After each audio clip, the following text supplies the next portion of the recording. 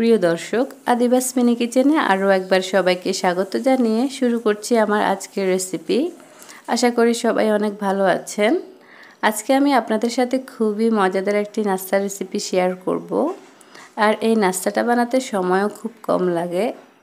সকালে বা বিকেলে কিংবা বাচ্চাদের স্কুল টিফিনেও এটা অনায়াসে দিতে পারেন।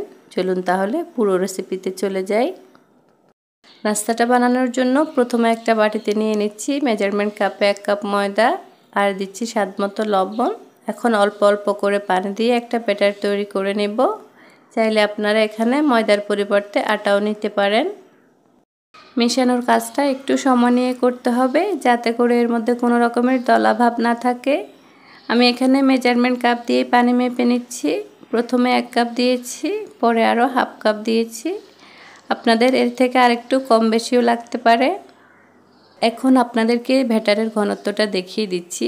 এর ঘনত্বটা একটু পাতলাই হবে, যেহেতু পাতলা রুটির মতো বানাবো তাই এর ঘনত্বটা এরকম পাতলাই থাকতে হবে।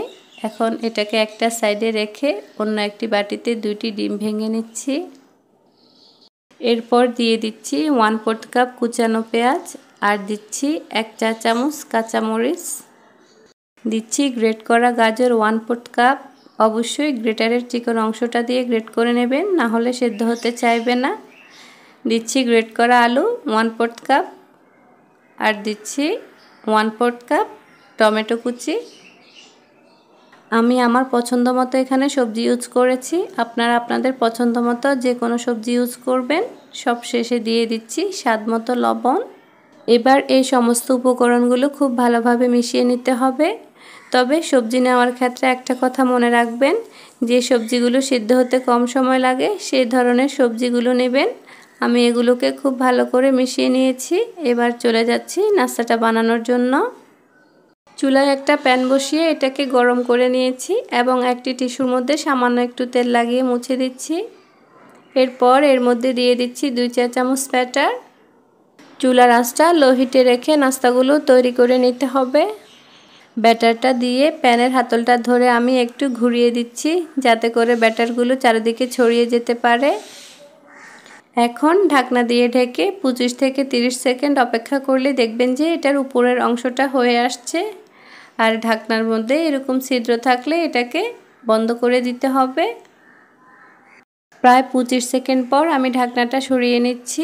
যখন এরকম উপরের অংশটা শুকিয়ে আসবে তখন ডিমের যে মিশ্রণটা রেডি করে রেখেছিলাম সেটা দিয়ে দিতে হবে। আমি যে সাইজের রুটি তৈরি করেছি, আমার 1 কাপ ময়দা দিয়ে এই সাইজের 4টা রুটি হয়েছে। সেই হিসাব করে ডিমের মিশ্রণটা দিয়ে দিচ্ছি। ডিমের মিশ্রণটা চারিদিকে ছড়িয়ে দিয়ে তারপর ঢাকনা দিয়ে দিলাম।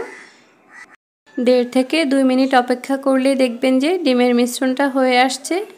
যখন এরকম ডিমের মিশ্রণটা হয়ে আসবে তখন এটাকে উল্টে দিতে হবে।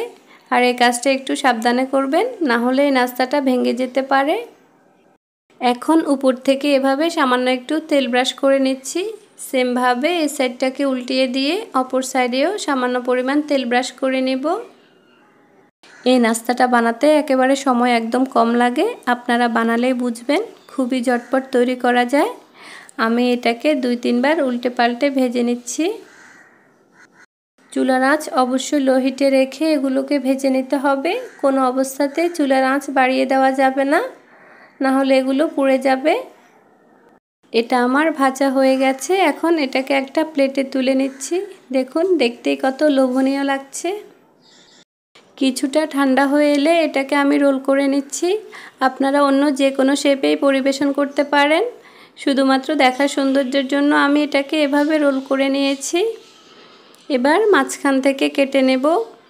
আমি এটাকে 2 ভাগ করে কেটে নিচ্ছি, আপনারা চাইলে কয়েক টুকরাও করতে পারেন। ঠিক একইভাবে সবগুলো নাস্তা আমি তৈরি করে নেব। আর প্রতিবার নাস্তাটা বানানোর আগে প্যানটাকে যে টিস্যুর মধ্যে তেল লাগানো আছে ওই টিস্যুটা দিয়ে একটু মুছে দিতে হবে, তাহলে পিছনে কালো কালো স্পট পড়বে না, এরকম সাদাই থাকবে। সবগুলো নাস্তাই আমি এরকম 2 ভাগ করে কেটে নিয়েছি। এবার এটাকে সসের সাথে পরিবেশন করতে পারেন। সস ছাড়াও খেতে ভালো লাগে আর এটা অনেক হেলদিও বটে।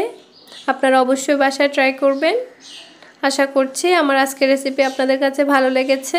যদি ভালো লেগে থাকে তাহলে ভিডিওতে অবশ্যই একটা লাইক দিয়ে দিবেন এবং সেই সঙ্গে আমাকে সাপোর্ট করার জন্য চ্যানেলটিকে সাবস্ক্রাইব করে রাখবেন। আজকে তাহলে এখানে বিদায় নিচ্ছি। দেখা হবে পরবর্তী কোনো ভিডিওতে নতুন কোনো রেসিপি নিয়ে। আল্লাহ হাফেজ।